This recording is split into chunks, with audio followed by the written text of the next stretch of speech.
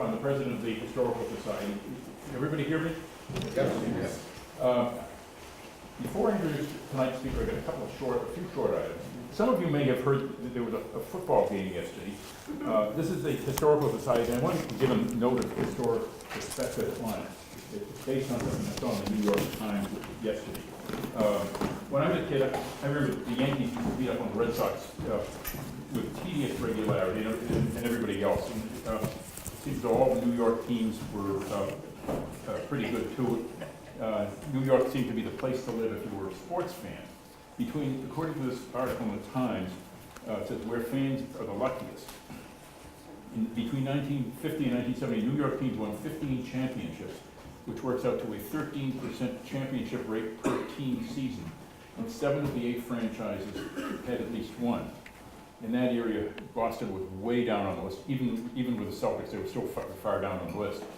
But I'm impressed at how the worm has turned. According to this article here, and I've added in one more championship to this article. Since 2001, every Boston pro sports team has won at least one championship. And altogether, it works out to a 17% championship rate per team season. It's the best 20-year stretch in American sports history. The article notes that Boston teenagers have already enjoyed more championships than some 100-year-old fans in Minneapolis and Houston.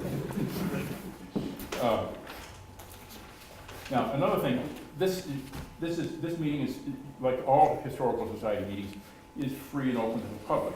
It is free to you, and I'm very glad to have a good crowd here.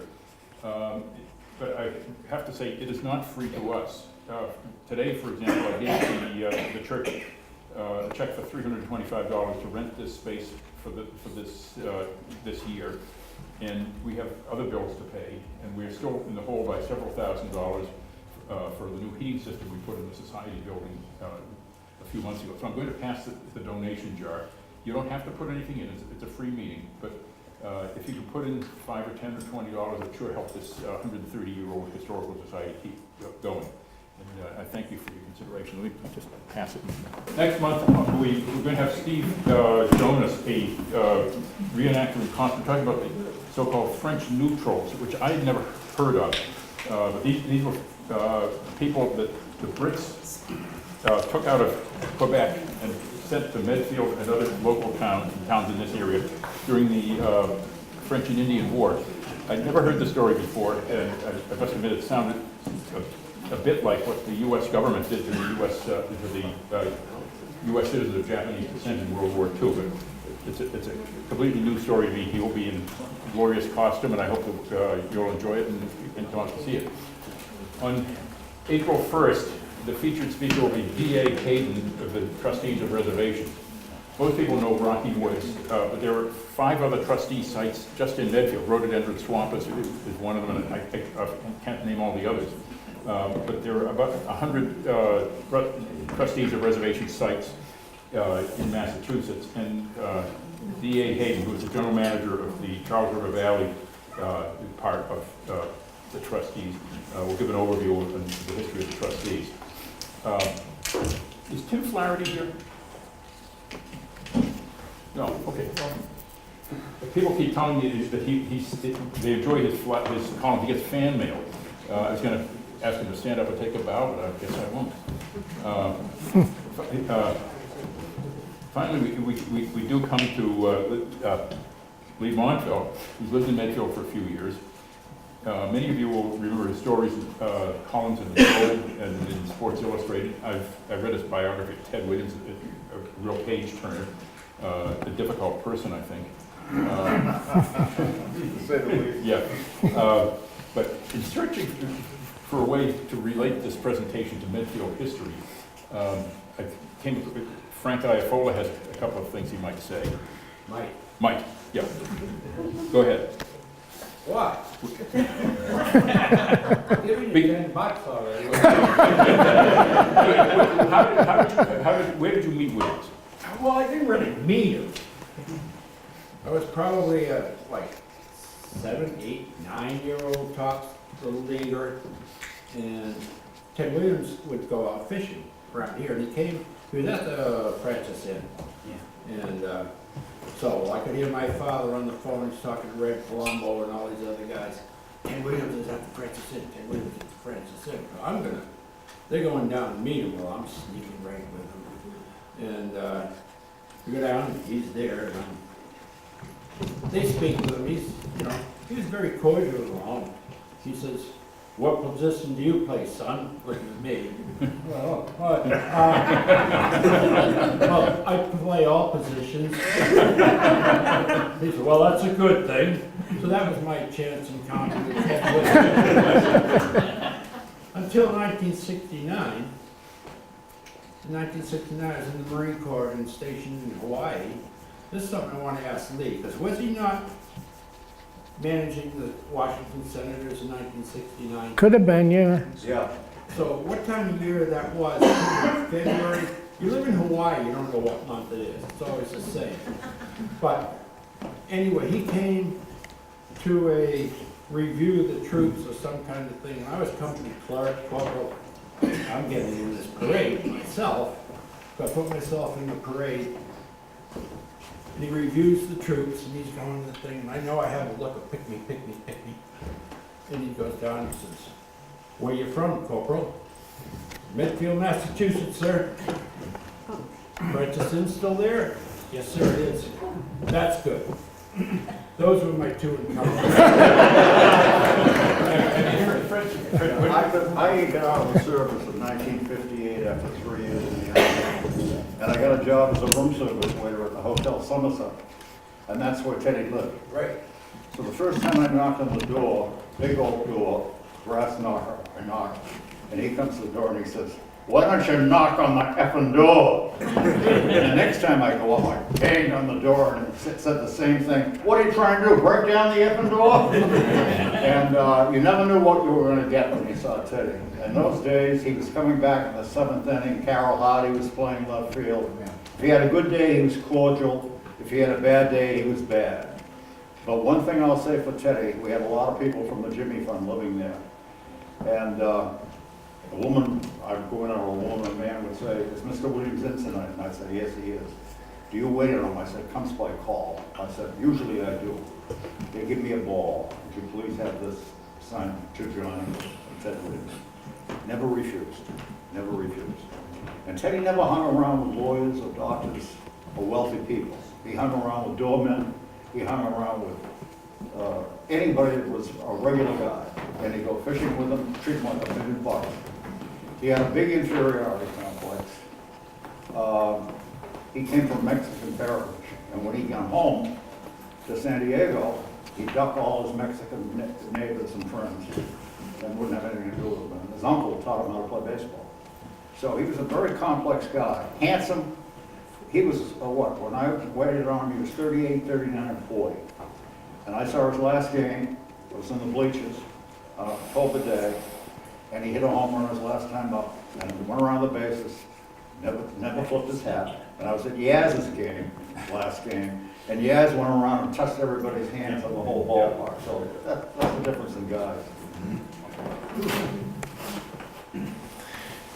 Anybody else going to talk? We could just knock the whole night off, you know? That'd be the easiest way. I'm here mainly because of David. David sent me an email one day saying that lucky me, there was a chance I could buy 2 portraits that were up for auction of these people who lived in my house. We live right over on Main Street in what was a farmhouse, but now part of a condominium complex. And he said that for short money, I could get in on this auction and buy these two portraits of the John and Mary Hewings, who had lived there in like 1820. And so I got in on the auction. I'd never been in an auction at a place in Marlborough, and I wound up buying the two portraits, not my version of short money, but his version of short money. And so he came over to look at the portraits, and it's pretty good. I hear him talking at night, John and Mary says to John, "What exactly is a condominium complex?" And John doesn't seem to know, so they talk. But then he got talking to me, and he said, "Well, maybe you should come and talk to the Historical Society." And I said, "Okay." And he said, "Well, what do you want to talk about?" And I said, "I don't know, you know." And he said, "Well, we should have something historical and maybe talk about writing biographies of people." And so we'll start with something historical, and we'll start with yesterday's event, which was kind of historical for all of us.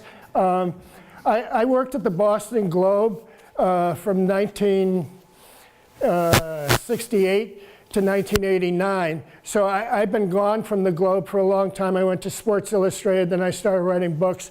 So I've missed all these Super Bowl things and everything, but I have had a few things with the quarterback, Tom Brady. One, when I worked at Sports Illustrated, they sent me out to Michigan to do a story on this high school phenom, Drew Henson. He was a tremendous baseball player, a tremendous quarterback. I even wrote down a couple stats where he was 6'5", 220. In high school, he hit 76 home runs. When he was in the Little League, he hit 7 home runs and 7 straight at-bats at one time. You know, and he was, everybody wanted, the Yankees signed him to a contract where in college he could just go play in the summers, $2 million. And Michigan won the rights to him to be the quarterback.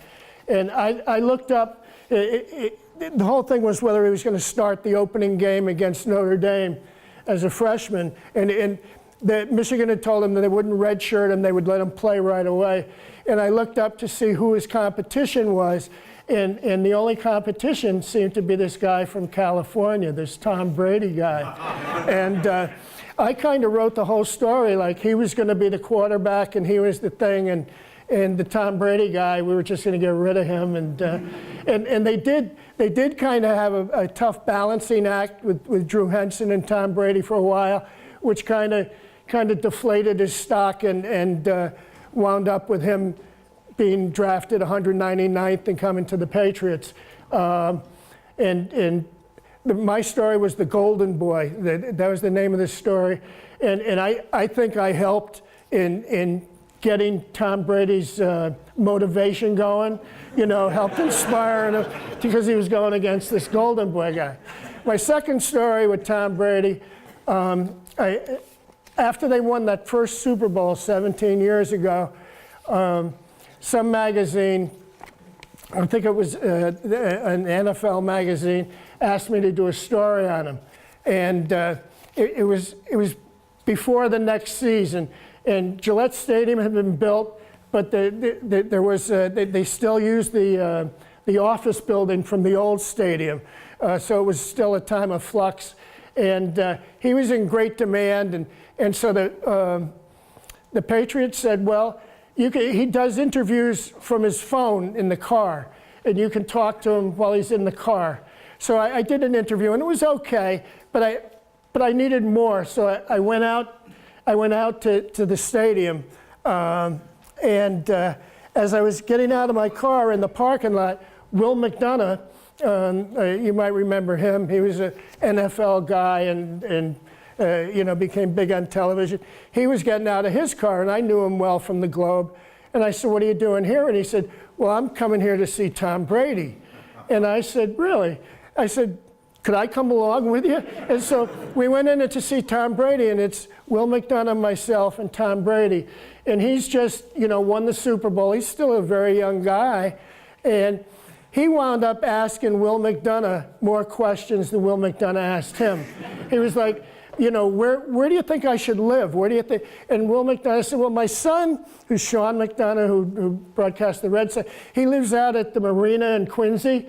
And he said, you should think about living there. And Brady did live in the marina in Quincy. And he said, you should make your own radio deal. Don't go with the team. The team will screw you. Make your own deal. And he has made his own radio deal.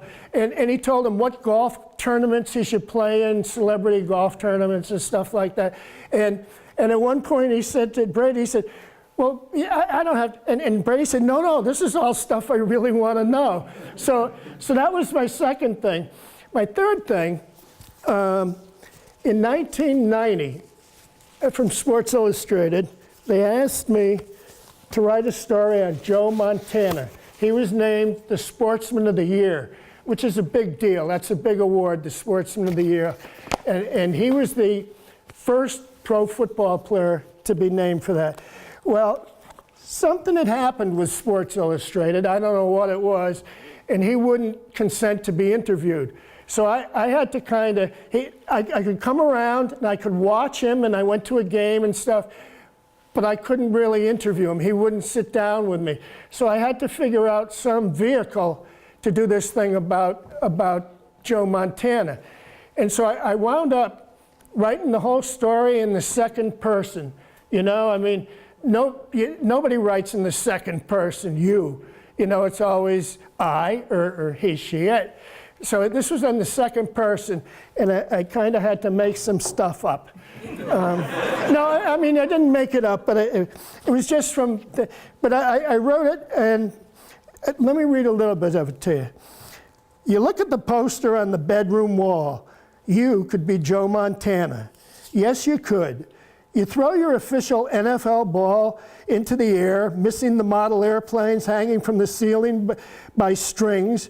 You catch the ball and dive onto the bed. Montana to Rice, touchdown. You could do that. You could hear the same noises Joe Montana does. You could do the same things he does. Yes, you could. What's your name, son? Joe Montana, like the state, Montana. The possibility is not out of reach. You would not have to be exceptionally fast. You would not have to grow exceedingly tall. You would not have to develop unbelievable strength. Your game would be wits and grace and style and reactions. These are gifts you could have. Cool. You could have cool. The Neanderthals from the defensive line would charge at your face, and you would step to the right, step to the left, let them pass with their misguided fury. Cool. The disguises of the defensive backfield would fall away before your eyes. Who's open? How far do I throw? There would never be a doubt. You simply would deliver the mail. And it goes on in that vein, So years go by, and in 2005, Tom Brady is named the Sportsman of the Year for Sports Illustrated. And he gets up, and they have a big press conference in New York. And he says, I was 13 years old, and I read Leigh Montville's story in Sports Illustrated about Joe Montana.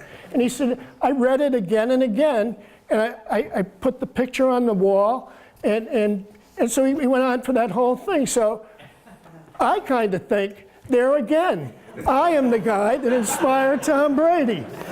Listen, here's the end of the story. Let me do the end of the story here. I have to go to the B glasses here. What could be better than to be the best quarterback of all? To be in charge, to be famous, to be a picture on everyone else's wall. You could be anything you want to be, but you most want to be this one man. He stands alone on his 100-yard field. He has answered all the questions on all the physical tests, finished where everyone else wanted to finish, the one guy to complete the American boyhood dream. You could have been, would have been, who knows, you still might be. There you go. Tom took that to heart. Huh? Did Montana ever respond to that article? No. He still wasn't talking to Sports Illustrated. So anyway, David wanted me to talk about writing biographies. I've written 9 books, and I guess seven of them are kind of biographical and stuff. There's Manute Bol, that you probably didn't read that one. Ted Williams, Babe Ruth, Dale Earnhardt. Dale Earnhardt was the biggest seller. It was like 6 months after he died in terrible crash, and the final stretch of the final lap of the Daytona 500. I think it's one of the most unbelievable things that ever happened in American sport. Babe Ruth, Ted Williams, a golfer named the Mysterious Montague, who is the best golfer you never heard of. You probably didn't read that one either. There you go.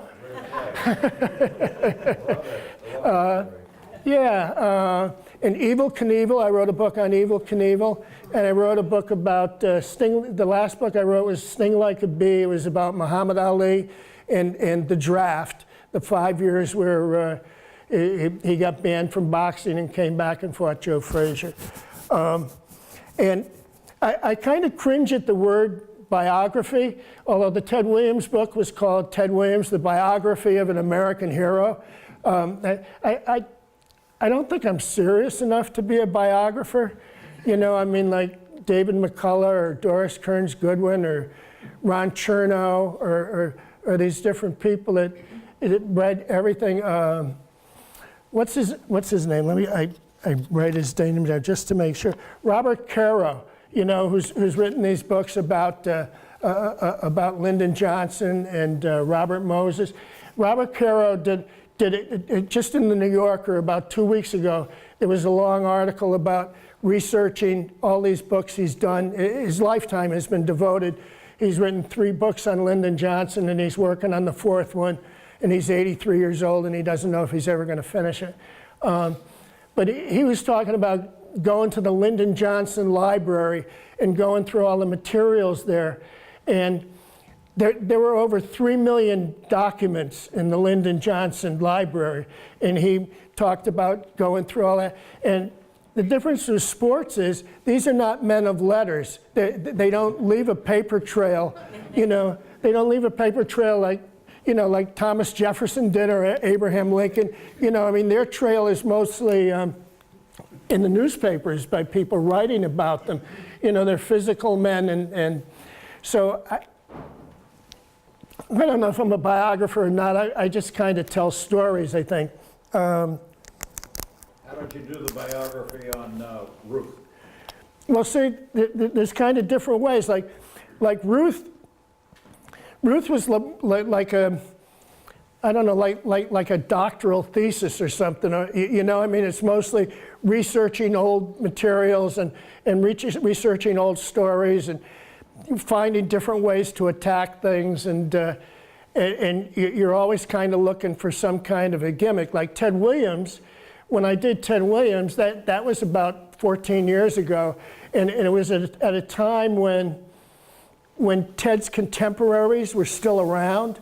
And it's probably the best time to do a book like that, in that there's still people that can you can talk to about it.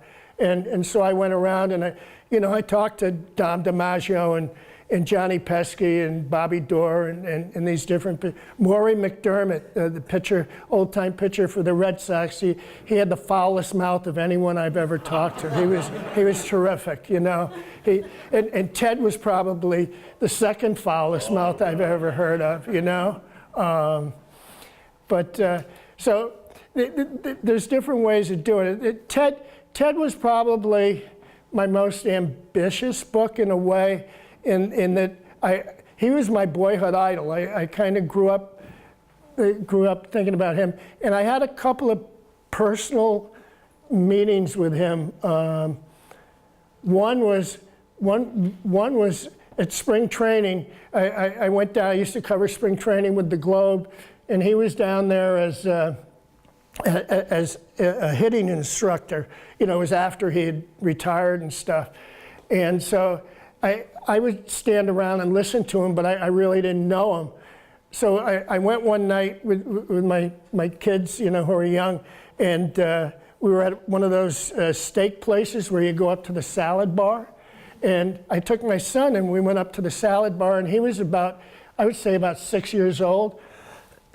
And we went up to the salad bar, and we're coming back, and I saw Ted was in a booth with 3 guys, one of whom I knew. And the guy said, "Hey, Leigh, how are you? You know, come on over." So I kind of went over with my son, and kind of like you knocking at the door. Ted sees my son, and he says, in a big voice, he says, "What a good-looking kid that is."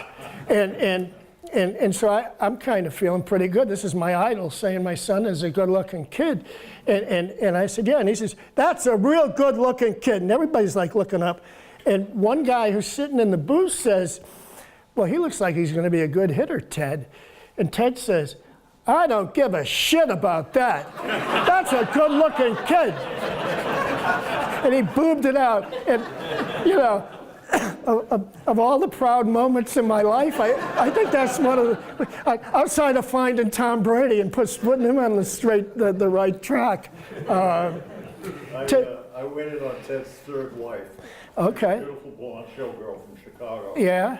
And when she wrote an epitaph when Williams died, she said, "Ted and I had one thing in common." She said, "Ted loved Ted, and I loved Ted." Well, I went to meet her. I met her. She was in Chicago still, and I met her and had lunch with her.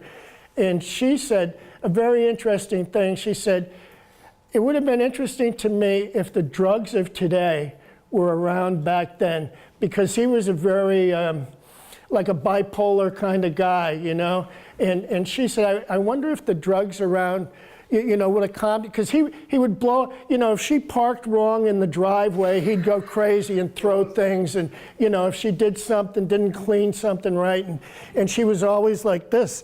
And she wondered if some drug, she said, but then again, I wonder if he took that drug, if he would have been Ted. And I probably don't think so. I mean, because he was sort of, he fueled himself with his rage, you know. He was megalomaniac, you know, whatever. He was that. You know, he was a classic guy.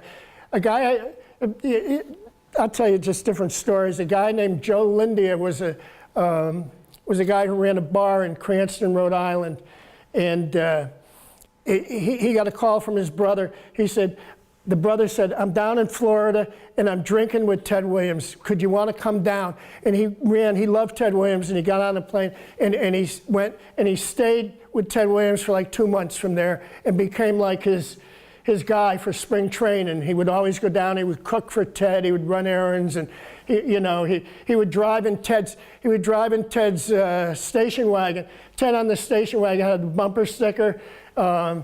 If guns are outlawed, only outlaws will have guns. That was Ted, you know? And he would drive that around. They're training in Scottsdale one year, and Ted says, "Come on, Joe, I want you to meet somebody." And he says, "Who?" He says, I'll tell you when we get there. So they get in the car, and they drive to the outskirts in Scottsdale. And it's like this seedy old motel. And they get out of the car, and they go down like towards the end, and they knock on the door. And this old guy in a bathrobe with slippers, you know, unshaven, comes in. And Ted says, "Joe, I want you to meet Ty Cobb." And Joe says, "Ty Cobb, you know?" And so they go in, and they're sitting, the 3 of them. And Ted and Ty Cobb get into a tremendous argument. Their theories on hitting were completely different. There's a big thing now in baseball, launch angle, about swinging up at the ball. Well, Ted swung up at the ball, and Babe Ruth swung up. Babe Ruth was the first real launch angle guy. But Ted swung up at the ball. Ty Cobb always swung down at the ball, which became a guy, Charlie Lau, Walter Horiniak, who was a coach with the Red Sox. They thought you hit it down and beat it out. So they get in a tremendous argument, and Ted sees a swing up, and Ty Cobb just swing down, up, down, up, down. They're going back and forth, and Ted says, wait a minute. You say swing down, I say swing up. Joe, what do you say? He said it was a great moment. My other favorite story is Ted's portrayed now as a grand hero, a military hero, a grand patriot for being in the Army in both things. Marine Corps. In the Marine Corps in both. Sorry. You were in the Marine, that's right. In the Marine Corps. Don't call mommy. But Ted really fought the draft, and the first thing, he wasn't one of those guys that on December 8th, Bob Feller and a whole bunch of people went and they joined. He said, I want to play out the rest of the season, the 41 season, you know. And he got a lot of grief, and finally he joined the flight program in the Marine Corps. And Huh? In the World War II, it was a naval. The naval, but yeah, he joined, and so he went, and when he got down to Florida for advanced pilot training, he was a very good pilot, and they said, well, you can just stay here in pilot training instead of going over. And he said, I'll stay here in pilot training, and there was a big thing, and he was in pilot training for the whole Second World War, but. The thing was, at the end of the war, when peace was declared, if you had time left on your enlistment, you had to serve out the rest of your enlistment, maybe go to China or somewhere, or you could say, I'm going to join the reserves. And so everybody joined the reserves, and they all signed their name, and they said, they never call up the reserves, nothing ever happens, you know? And so he signed up with the reserves. Then the Korean War started up, and the whole Marine flight program was going to be shelved. They were kind of phasing it out, but now they needed it all of a sudden. And they had planes, but they didn't have pilots, and so they brought all these guys back. And he fought that tooth and nail to go back there, and he wound up going back.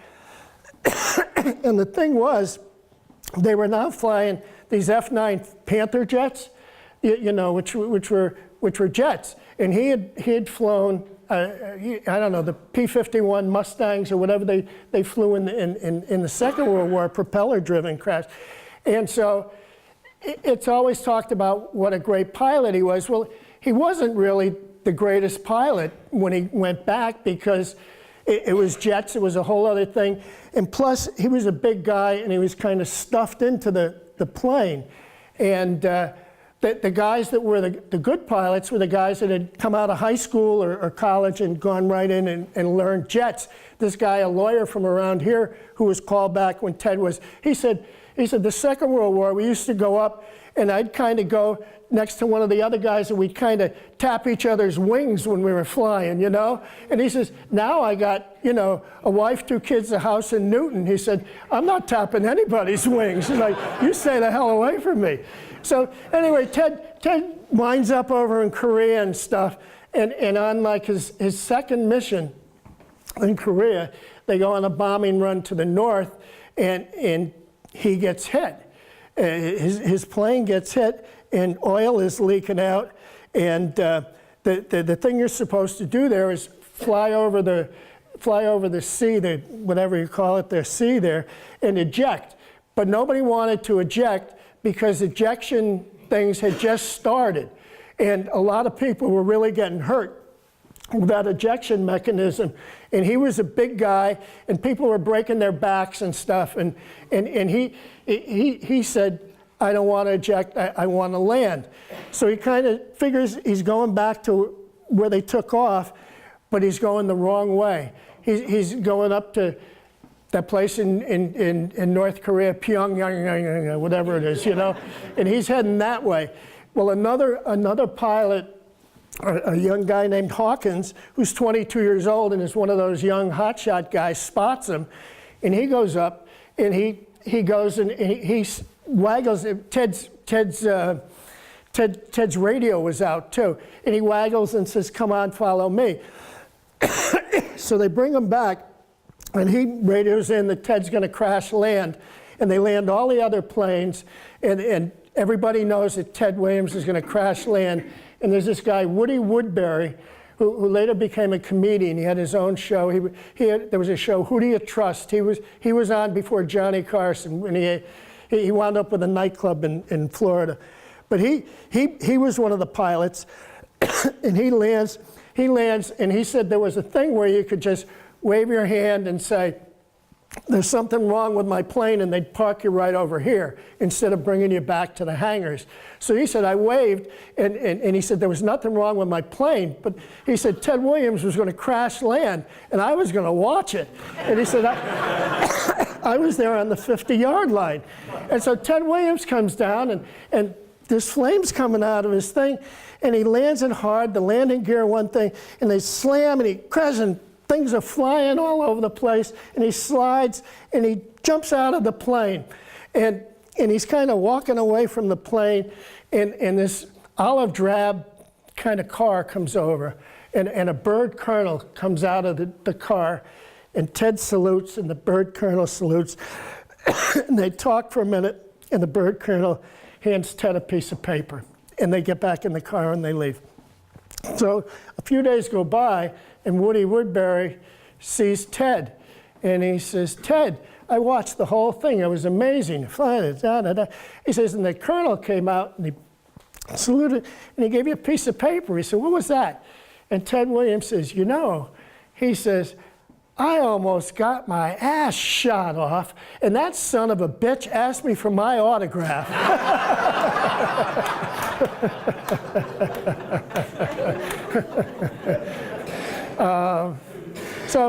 But Ted was fascinating. I mean, right up, he died. He died during the middle of when I was researching the book, and there was that whole thing about cryonics. And I went out to the cryonics place. That was in Scottsdale, Arizona, and it looked like it looked like a microbrewery. You know, those big stainless steel tanks, except there wasn't beer in those stainless steel tanks. And the guy gave me a whole tour, and it was like the Twilight Zone, you know. And at the end, he said, "Well, what do you think?" And I said, "What do you mean, what do I think?" He says, "Well, do you want to sign up for this?" You know?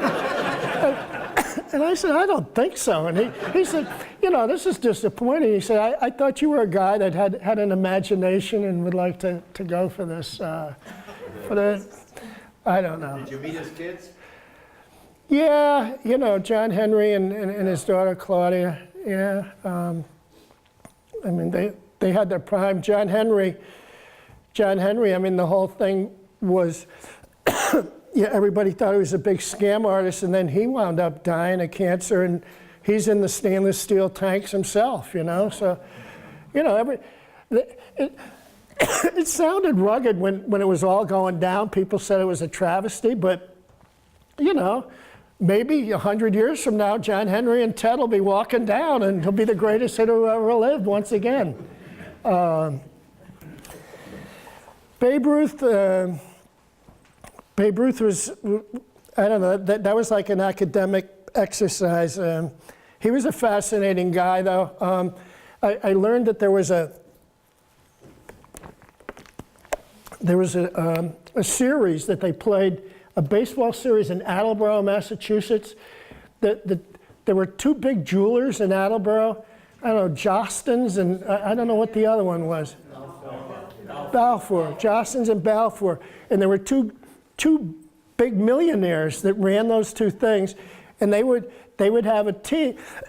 They would play Jostens against Balfour, and this was after the World Series.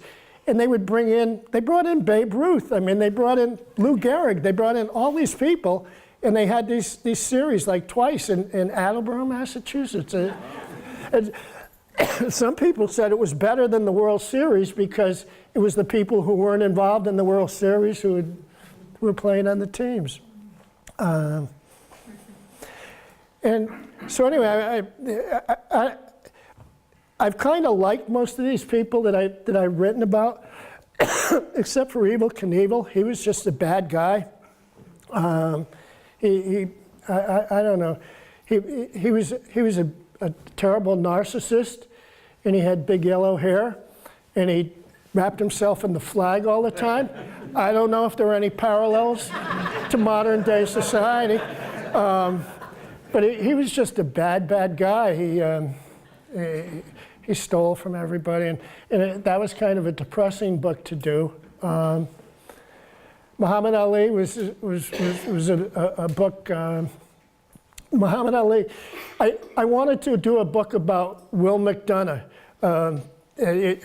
You say, how do you get a subject for these things? It's all crass commercialism, you know? You throw out ideas and they throw back ideas, and you always want the small, intimate book that somehow is different, and they always want, you know, somebody big and famous to put on the cover.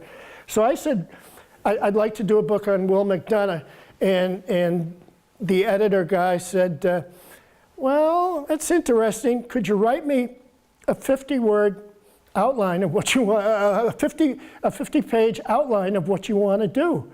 And I said, okay, and I did. I wrote 50 pages about Will McDonough and, you know, the Bulger brothers and all of this stuff. He was Billy Bulger's first campaign guy. He went to visit Whitey in Leavenworth, you know, and he became a TV guy. So I sent it to him, and like 3 days later, he said, I don't think so, you know, we don't say. And I said, well, and he said, you got to think iconic. So I made a list of iconic athletes and who'd been done and everything. And I said, I'm missing somebody. And I said, wait a minute, Muhammad Ali, he's the most iconic athlete there is. So I got the idea of doing just Muhammad Ali and the draft and the whole thing. And I called him up, the editor, and I said, could you write me 2 paragraphs about that? And I wrote him 2 paragraphs, and the next day I got the deal, and away we went.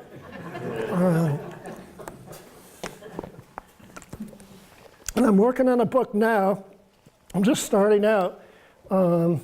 It's about the 1969 playoffs, the Celtics and the Lakers. I came to the Boston Globe in 1968. And in 1969, I was 25 years old. And the guy who covered the Celtics at that time was a guy named Herb Ralby. And he somehow was also the PR guy for the Boston Bruins. Now, there might be a conflict of interest there that the journalism schools might notice, you know? But it somehow worked for him. And he would be covering the Celtics and going to Los Angeles. The series was between the Lakers and the Celtics, and Wilt against Bill Russell and the whole thing. And he would have been the guy to cover it. But the Bruins had this young kid named Bobby Orr, and they had made the playoffs, and they were going to play the Canadiens, and he couldn't go to the thing. So I was 25 years old. I had never been, you know, anywhere near California. I'd never seen the Pacific Ocean or a palm tree or any of that stuff. And so the whole thing went 7 games, and the final game, you might, it's part of lore. The Celtics won the final game, and they had all the balloons on the ceiling that they were going to release the Lakers when they won, and they never released the balloons.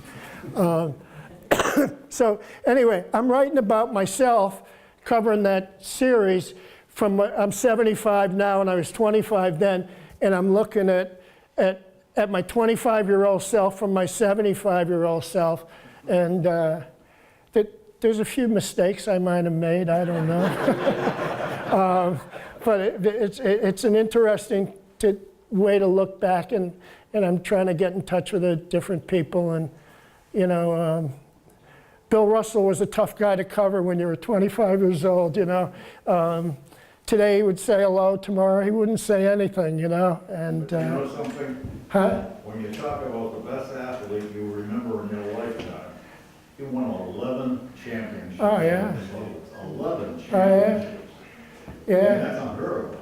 Well, there's a story that the final game, I'm giving away the end of the book already. The final game, they win the game, the balloons are on the ceiling, and Will McDonough, who I didn't write a book about, he says to me, Will McDonough knew all the inside stuff, and he says to me, you know, he said, I want you to go over and ask Russell if he's going to retire. Wait till nobody's around, you know? And I said, okay. I said, but why don't you go over and ask him if he's going to retire? And he said, Bill Russell hates me. And he said, Bill Russell won't even talk to me. And I said, oh, okay. So I'm like writing down, and I'm looking over at Bill Russell, and there's all people. He was the coach as well as the star. And finally, he's just about all dressed, and he's down to just Bill Russell, Jim Brown, the football player, and they're just talking. And if I don't go over at that moment, who knows? So I go over, and this woman said she'd given me the microphone. She says, you have a very soft voice, and we need the microphone. And I said, in my very soft voice, maybe a little higher than usual because I was nervous, I said, Bill, is there a chance you're going to retire now? And Jim Brown looks up at me and he says, the man just won the world championship. Why would the man want to retire? And I went, oh, yeah. And of course he did retire about 2 months later and sold the story for $10,000 to Sports Illustrated. Yeah. So anyway, that's what I'm doing now. And if I don't know if anybody has memories from that time, I'll take them. And maybe we should just ask some questions and stuff. Go ahead, Sarah. Question, as a writer, and a lot of the people you wrote about you liked, was it really a lot more difficult for you to write about Evel Knievel, who you did not like? I was just interested if you had a subject matter you didn't care for, how that might impact the writing process. I don't know. He just did so many wacky things, though, and memorable things, memorably wacky things, but it was depressing to kind of go back to see him all the time, you know. I don't know. When you have a subject and it takes you a couple of years to write one of these books, you know, you're kind of living with him for 2 years, you know. And Is he married? Huh? Yeah, he was married. He was married the entire time, you know. But What finally happened? huh? What finally happened? He died at 69. You know, he had a lung disease, a hernia, but his body was just shot. You know, his body was. Who was the most interesting guy you've ever interviewed? Oh, I don't know. You've had so many. I mean, Evel Knievel was very, was very interesting. I mean, guys that have come along since him, these jumps. I mean, I don't know if you remember what he did. He would jump over cars. He would ride a motorcycle real fast and jump over X number of cars, 23 cars, and sometimes he would make it. But a lot of times he wouldn't, you know? And it became like Wide World of Sports was a big thing on Saturdays. You know, you and your dad would sit down to see if Evel was going to buy the farm, you know? It was sort of a family moment. But like guys that do it now, he used a big, heavy motorcycle, and he didn't know geometry and any of that stuff, you know? I mean, these guys all have it figured out. Here's where I should do it. He was all seat of his pants, and so he would do it, and oh, Jesus, I gave it too much gas, and I'm flying, and I crashed, or I didn't give it enough gas, and crashed. And he was always just figuring it out, whereas these guys today, I mean, I went out to Las Vegas. The guy recreated 3 of Evel Knievel's. This guy, Travis Pasterna, he's a kind of daredevil of today. And last year, I went out to see him recreate these things, and he had it all figured out. I mean, he just blew through all those jumps because it was a whole different thing. Yes, sir. speaking of buying a farm, I remember hearing a story that you once asked Al Williams, the Nicaraguan pitcher, if he was a good shot. If he was a good what? Shot. And the story I heard was that he asked you to take a 100-yard head start and find out. Oh, yeah. Yeah, I don't remember that. But I probably didn't take him up on that. Yes, sir. What's the reason you moved to Medfield? Low taxes.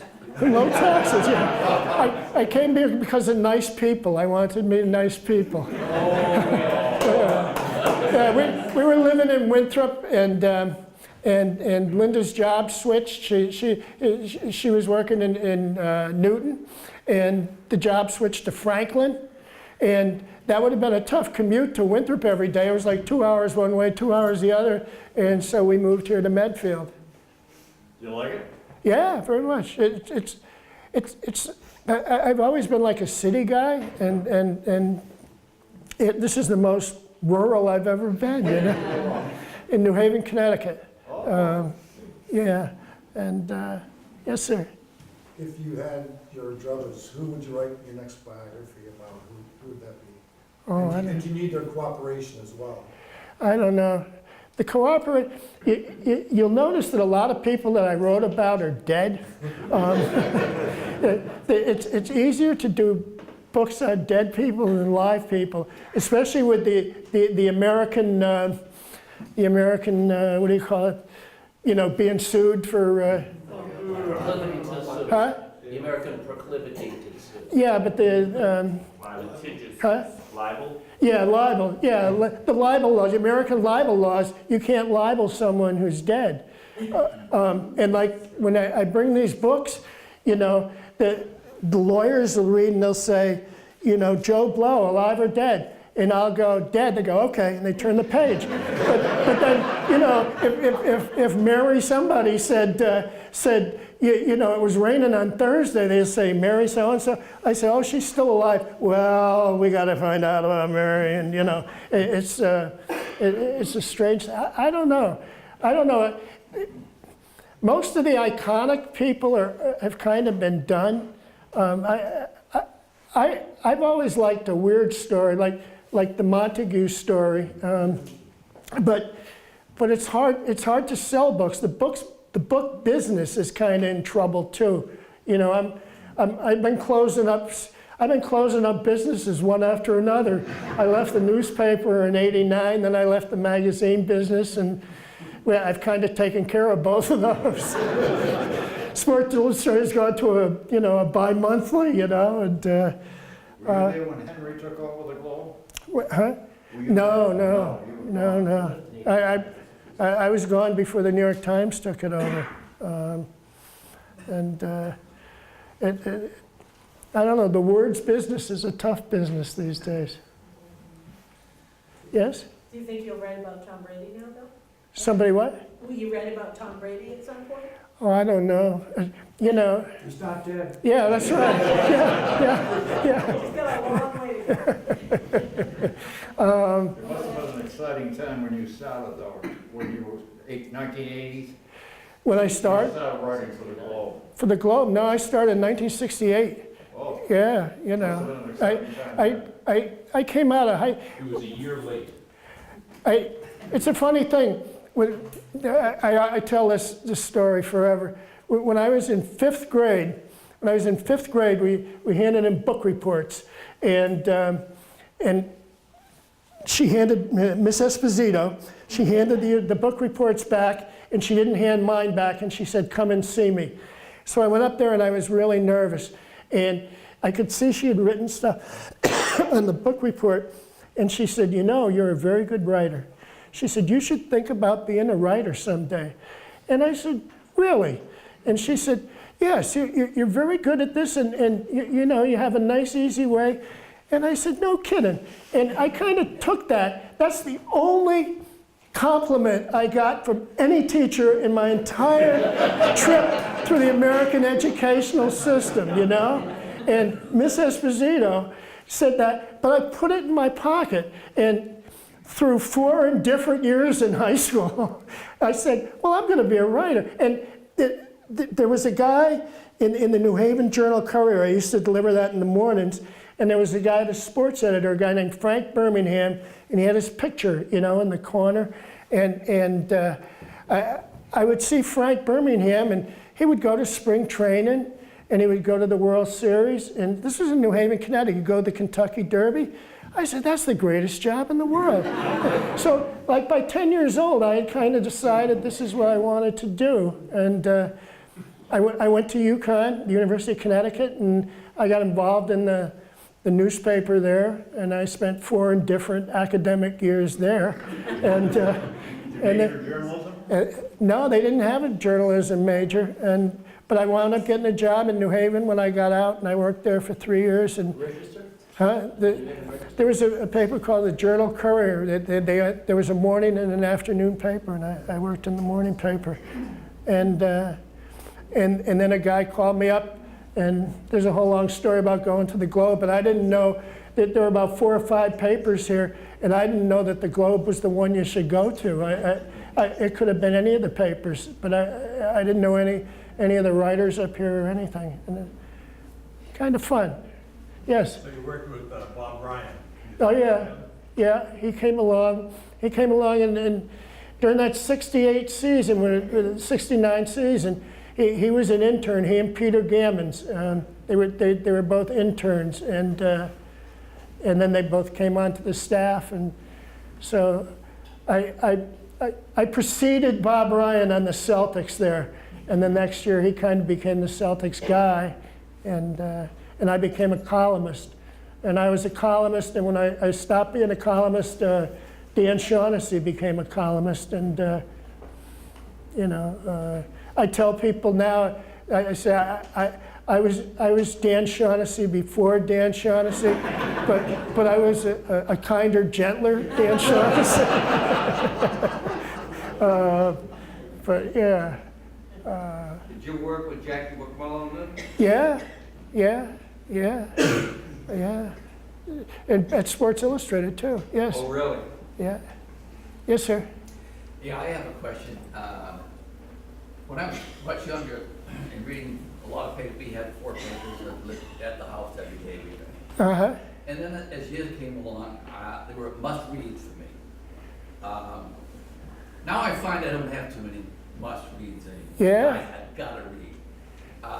Do you have any must-reads? And it doesn't have to be sports, but do you have any must-reads now that you got to read when they come out? Not so much. I mean, I still get the Globe. Does anybody else get the Globe still? Look at this. All right. Who says they're dying?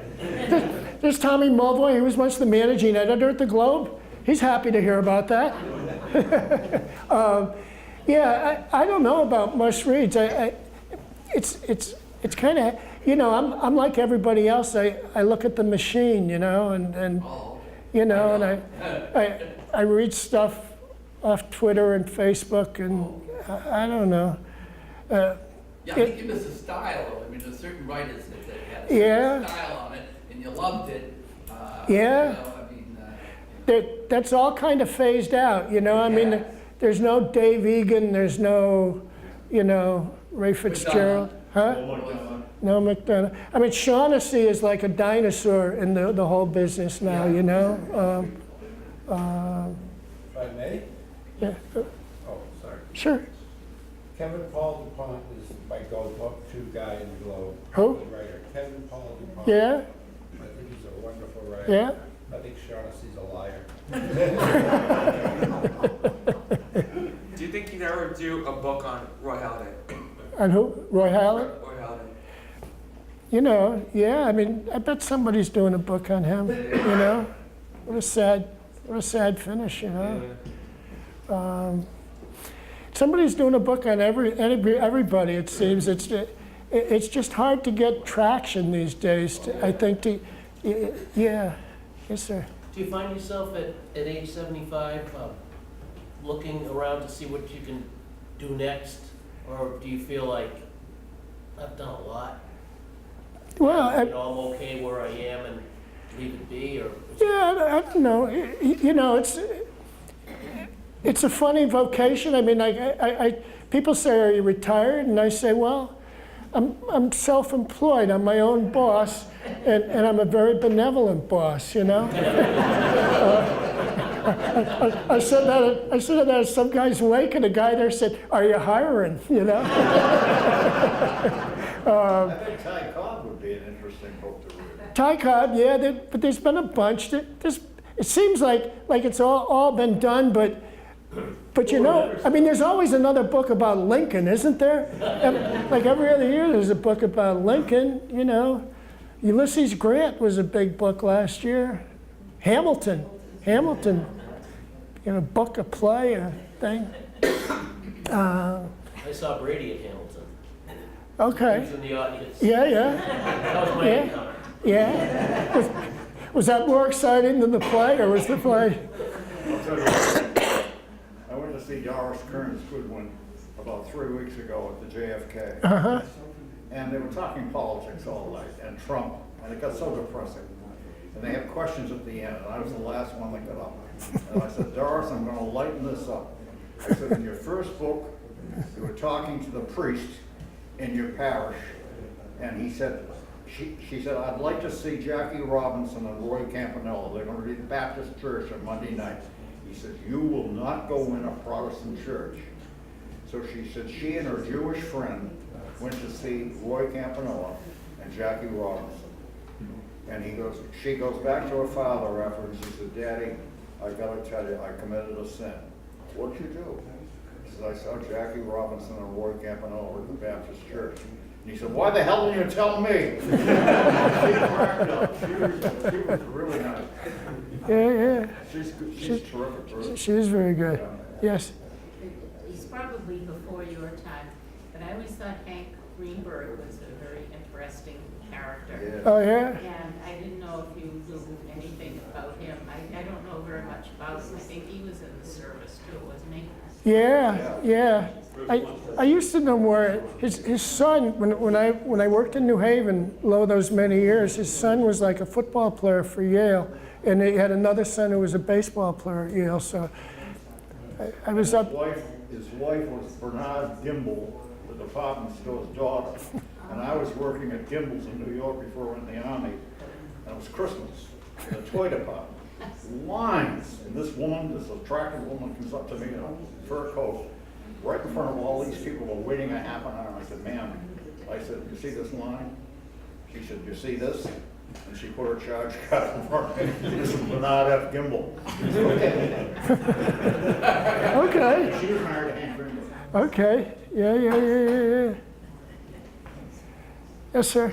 You're just talking about the, people who've had a number of books written about, like Ted Williams or Babe Ruth. When you started, in particular those two, did you have an idea in your head of how yours was going to be different, or did you just do the research and let the research guide you? Kind of a little bit of both, you know. I didn't want to do a book on Babe Ruth. There'd been a great book by Robert Creamer that everybody thought was like a great biography of Babe Ruth. But that had been, let's say, 20 years before. And my editor said, and my editor's like 40, and he said, Robert Creamer's book might be the best book in the world. He said, but I've never read it, and I'm never going to read it. But if a new book on Babe Ruth came out, I would read that. And the same with my friends and people. And I think there's that. A book on Babe Ruth just came out by a woman, Jane Levy, called The Big Fella. And that seems to be selling pretty well. And I don't read these books about people I've written about because I think I'll only get jealous jealous that they found stuff that I didn't find, or maybe mad that they kind of took stuff that I found and made it their own, which for sure you can do, you know. Was your most successful book Ted Williams? No, Dale Earnhardt. Dale Earnhardt. I mean, if you remember, after Dale Earnhardt died, there's people, guys in America have like their Dale Earnhardt room you know? They just have a Dale Earnhardt lamp and a Dale Earnhardt sheets and Dale Earnhardt. And when he died, every race in the third lap, 100,000 people would stand up and they'd put 3 fingers up just in tribute to him, and it would all be silent on the broadcast and everything. I mean, it was quite a thing when he died, and that book. Did you know anything about car racing when you read that? I had done a story on Dale Earnhardt and his son. His son, Dale Earnhardt Jr., had just started driving, and I went for Sports Illustrated. And it was in Michigan, and I went with a guy. We picked up Dale Earnhardt at the Detroit airport, and then we went to wherever the place was where the track was, and it was maybe an hour and a half, and I interviewed him in the hour and a half. And if you remember, his big thing was he had a big mustache, and he'd just come from like the tropics, and he'd shaved off the mustache because he wanted to go scuba diving, and you know you can't have the seal when you have the mustache, but he was a real good guy, and I liked him, and his son was interesting, and I went to the book guy and I said this would be a good book about Dale Earnhardt, and they said nah. And then when he died and this whole thing came, they called me right away.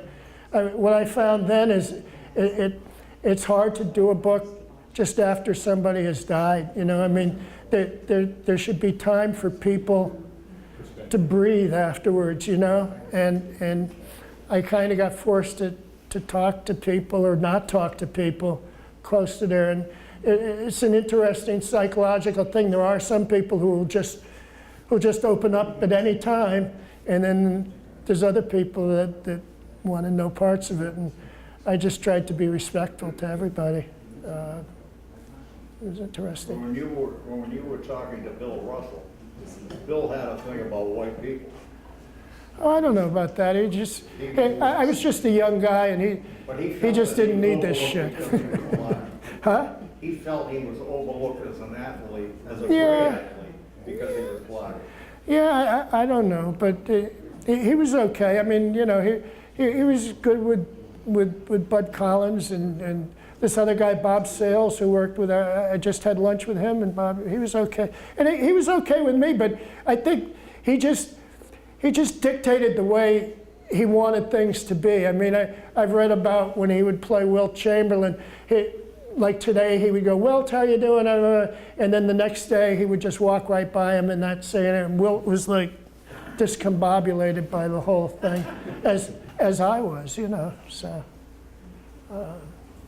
yes. So Leigh, have you had enough time between last night's victory and today to put the Patriots in perspective? And can you share with us kind of your view on the discussion about Tom and Bill and being the greatest duo, at least in the NFL? And, you know, yeah, I mean, that's... Do you believe that, or do you have an opinion that's different? I think that's just radio talk, you know? I mean, how can you compare Tom Brady and Bill Russell and Ted Williams? I'm not comparing Tom to other sports athletes. Yeah, no. I mean, he's obviously done stuff that nobody else has done, you know? And when I had that meeting with Will McDonough and Brady, one of the things Will McDonough said to him, he said, "Here's what you got to understand. You can't get too friendly with guys." He said, "Because guys are going to come through here and they're going to be gone, you know?" And he said, "And you're going to still be here."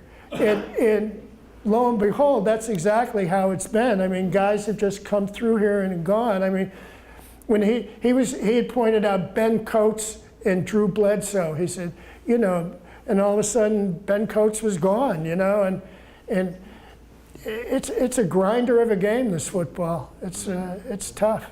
I covered the Patriots for a bunch. Yes? What's the book you're reading right now? Oh, I don't know. Let me think. Linda just got a book from her sister, which is entitled "My Sister's a Serial Killer," and I started reading that today, and it seemed pretty good, you know. The first page, she said, bleach is very good for cleaning up blood.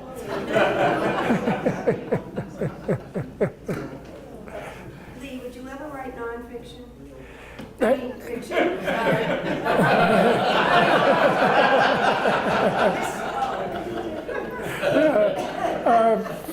Yeah, I have a novel that I've got like 3/4 finished, but I don't know if anyone will ever see it outside of myself. You know, I mean, it's fooling around. I don't know. It's a different thing though. You know, I just did that in the last, I don't know, in the last 8 or 9 months, and it's a liberating thing that you kind of sit down and you type in and you say, well, was he wearing a blue shirt or a white shirt? Or I'll just make it up, you know. And you know, it's very, you know, did he turn left or turn right? I'll make him turn the way I wanted him to turn. I remember E.L. Doctorow.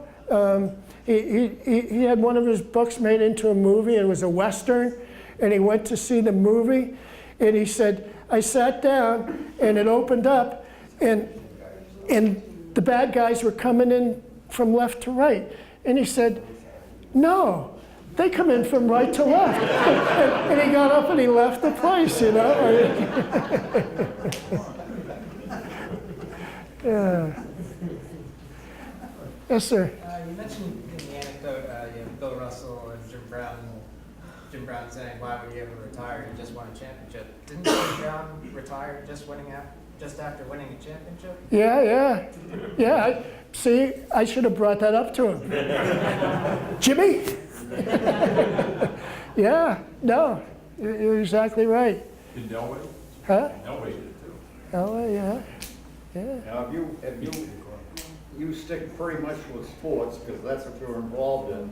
Have you met any famous actors or actresses that you would like to write about?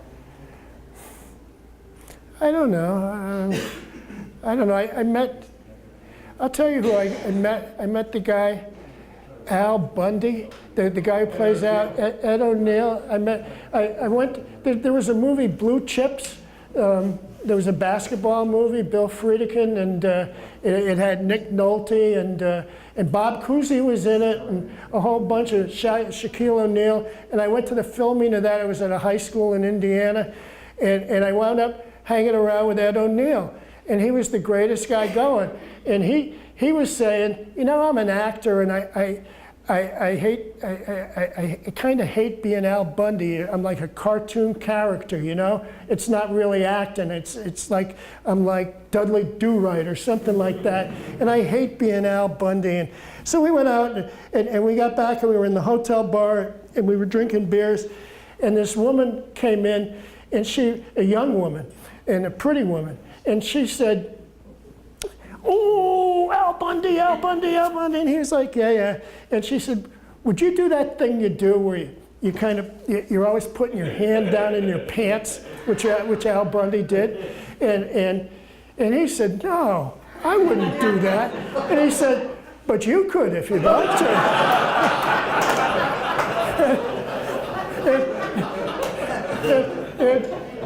And she did. And she, just like that, she pulled her hand out, and it was like it was on fire. And she said, I'm going up to the room and tell my mother. That's weird.